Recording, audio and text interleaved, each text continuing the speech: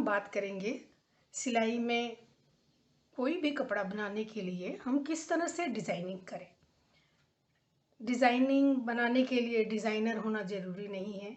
अगर आपके पास कपड़ा है, कपड़े के साथ साथ उसमें जो आप एनहेंस करना चाहते हैं, लेस है, बटन है, या जिस दो तरह के कपड़े आप कंबाइन करना चाहते हैं, तो इन कपड़ों को कंबाइन करके जो भी आपके पास अवेलेबल है घर में आपके सामने, उसको किस तरह से आप कंबाइन करेंगे, इसके बारे में बात करेंगे। जैसे कि अगर आप फ्रॉक बनाना चाहते हैं तो फ्रॉक में आप टॉप किस तरह का कपड़े का इस्तेमाल करेंगे, नीचे घेर के लिए किस तरह का कपड़ा लगाएंगे, घेर में आप चुन्नट बनाएंगे, अम्ब्रेला कट बनाएंगे या फिर प्लीट बनाएंगे, किस कपड़े पर कैसा चीज़ अच्छा लगेगा। इसके साथ ही बाँह कैसी बनाएंगे या स्लीवलेस बनाएंगे, कॉलर बनाएंगे या पाइपिंग लगाएंगे, लेस लगाएंगे या फिर पीछे जिप लगाएंगे, ओपन बनाएंगे, बेल्ट लगाएंगे, किस तरह से आप फ्रॉक बनाएंगे, इसको आप स्केच करके डिज़ाइन कर सकते हैं। जो भी आपके पास सामान सामने अवेलेबल है उससे आप स्केच कर सकते हैं। इसके लिए आपको स्केचिंग बहुत ज़्यादा आनी ज़रूरी नहीं है। आपके पास जो भी चीज़ें घर में आपके सामने हैं उन सब चीज़ों को सामने रखिए और फिर सोचिए आपने जो भी चीज़ बनाना है, फ्रॉक या ब्लाउज़ या कुर्ता या बच्चों के कपड़े, कुछ भी बनाना है तो उसमें आप क्या करना चाहते हैं, आपको क्या पसंद आता है, उस हिसाब से स्केचिंग पे उस चीज़ को दर्शाएंगे, ड्रॉ करके देखेंगे कि कैसा अच्छा लगेगा। उसके हिसाब से आप पैटर्न बना सकते हैं और कटिंग करके स्टिच कर सकते हैं। अगर एम्ब्रॉयडरी करना चाहें तो पहले केवल मार्किंग करनी होती है। आपके एम्ब्रॉयडरी कढ़ाई जो आप करना चाहते हैं या पेंटिंग करना चाहते हैं या कुछ और करना चाहते हैं तो उसको पहले फिनिश कर लेते हैं और उसके बाद हम मार्किंग करते हैं और कट करके स्टिच करते हैं। तो चलिए देखते हैं। जैसे यहाँ पर मेरे पास बहुत सारे कपड़े रखे हुए हैं, इन कपड़ों को हम इस तरह से कंबाइन करेंगे कि कौन से कलर प्रिंट के साथ कौन सा अच्छा लगेगा। जैसे कि मैं ये बताना चाहूँगी, ये जो कपड़ा है इसके ऊपर रेड बहुत ज़्यादा हाईलाइट हो रहा है, लेकिन हम इसके साथ अगर येलो या ऑरेंज कंबाइन करेंगे तो बहुत अच्छा लगेगा। बहुत ज़्यादा जो हाईलाइट हो रहा डार्क कलर है, जैसे ब्लू है, ब्लू नहीं करना चाहिए क्योंकि ब्लू करेंगे तो बहुत ज़्यादा ब्लू ब्लू दिखाई देगा। तो इसलिए इस तरह से कपड़ों का कॉम्बिनेशन कर सकते हैं। जैसे ये मेरे पास ग्रे और वाइट है तो इसके साथ हम ब्लैक कंबाइन कर सकते हैं। इस फैब्रिक के साथ मैं ये मस्टर्ड कलर का फैब्रिक यूज़ कर सकती हूँ। और इसी तरह से जहाँ जैसे मेरे पास ये बहुत सुंदर प्रिंट का कपड़ा है तो इसके साथ हम ग्रीन भी इस्तेमाल कर सकते हैं या फिर ये इस तरह का रेड भी इस्तेमाल कर सकते हैं। तो इस तरह से कपड़ों को आप कॉम्बिनेशन बना लीजिए। और इसके साथ ही या जैसे लेस है, मेरे पास बहुत तरह की लेस है, इन लेसों को भी आप जिस कपड़े के साथ जो भी कंबाइन करके लगाना चाहें लगा सकते हैं।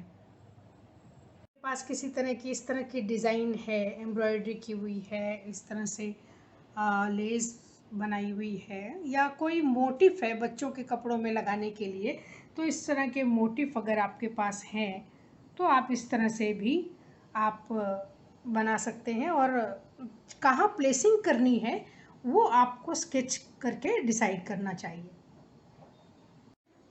स्केच बनाने के लिए, ड्राइंग करने के लिए आप बिल्कुल सादा प्लेन पेपर इस्तेमाल कर सकते हैं। A4 साइज़ पेपर भी ले सकते हैं और इसके साथ HB पेंसिल ले सकते हैं या कोई भी तरह की शार्प पॉइंटेड पेंसिल ले सकते हैं। अगर आप ड्राइंग अच्छी करते हैं तो 0.5 mm की पेंसिल भी इस्तेमाल कर सकते हैं। पहले एक बेबी के लिए, एक छोटी सी ड्रेस के लिए ड्राइंग करते हैं। तो सबसे पहले इस तरह से आप नेकलाइन बना लीजिए। ये राउंड नेकलाइन है।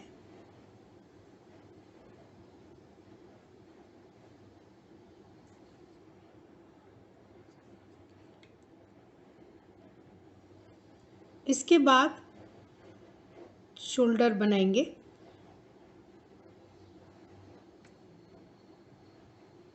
और बगल का आकार बनाएंगे।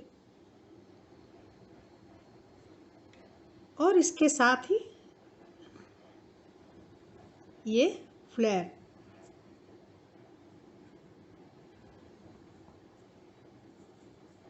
फ्लेयर में आप इसको प्लेन रख सकते हैं या फिर इसको स्कैलप बना सकते हैं,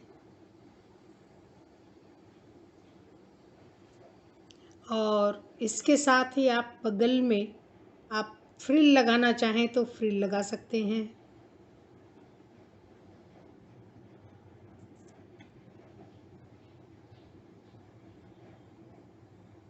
इस तरह से फ्रिल दिखाइए।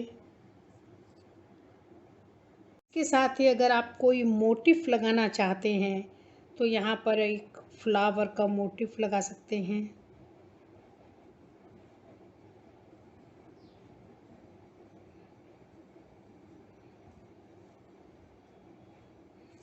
और यहाँ पर कुछ शो बटन लगा सकते हैं।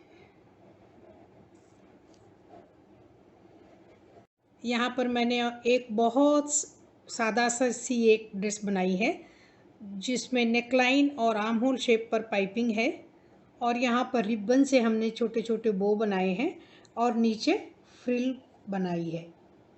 बाद में इस तरह से कलर कॉम्बिनेशन भी कर सकते हैं और इस तरह से आप स्केच बना के डिसाइड कर सकते हैं कि कपड़े के ऊपर कैसा क्या करना चाहिए।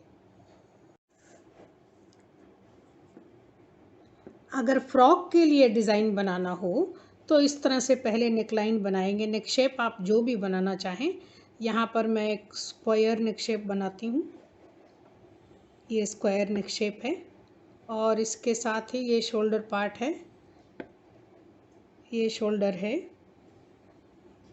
और मैं बाँह बनाना चाहूँ तो यहाँ पर अगर मैं बाँह बनाना चाहूँ, फ्लैट स्लीव बनाना चाहूँ तो ये फ्लैट स्लीव है।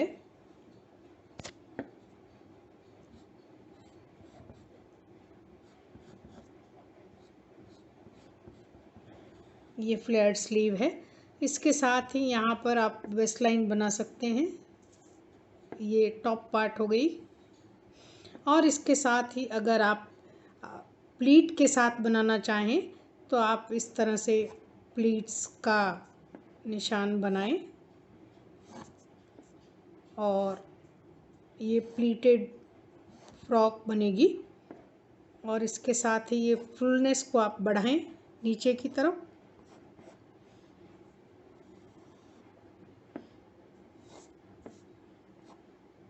और प्लीट्स को नीचे की तरफ दिखाने के लिए इसे इस तरह से ये आप प्लीट की फोल्ड दिखा सकते हैं।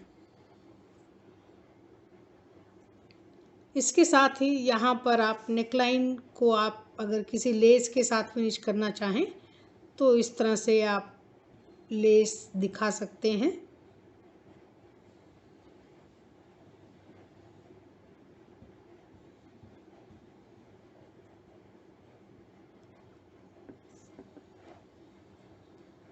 इस तरह से मैंने फ्रॉक के डिज़ाइन को कलर करके कंप्लीट कर दिया है। ये फ्लैट स्लीव है, ये स्क्वायर नेकलाइन है, इस पे लेस लगी हुई है, स्लीव पर भी लेस है। यहाँ हमने एक फ्लावर मोटिफ डाला है और प्लीटेड ये फैब्रिक है जिसके ऊपर हमने लाल रंग से स्टिच करके, सादी प्लेन स्टिच करके हमने इस तरह से एनहांसिंग की है। फ्रॉक का डिज़ाइन है जिसमें कि ब्लू और ग्रीन का कॉम्बिनेशन है। यहाँ पर ये गैदर्ड फ्रॉक है और ये इस तरह से ग्रीन एक पट्टी लगा करके शेप की डिज़ाइन बनाई हुई है, कॉलर है और ये पफ स्लीव है, ये वेस्ट बेल्ट है। इस तरह से फ्रॉक की डिज़ाइन बनाई है। वीडियो में हम बनाएंगे बहुत तरह की कुर्ती और ब्लाउजेस के स्केचेस और डिज़ाइंस।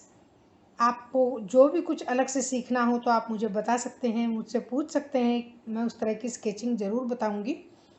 तो अभी से सब्सक्राइब कर लीजिए होम टेलरिंग बाय कुसुम शर्मा यूट्यूब चैनल।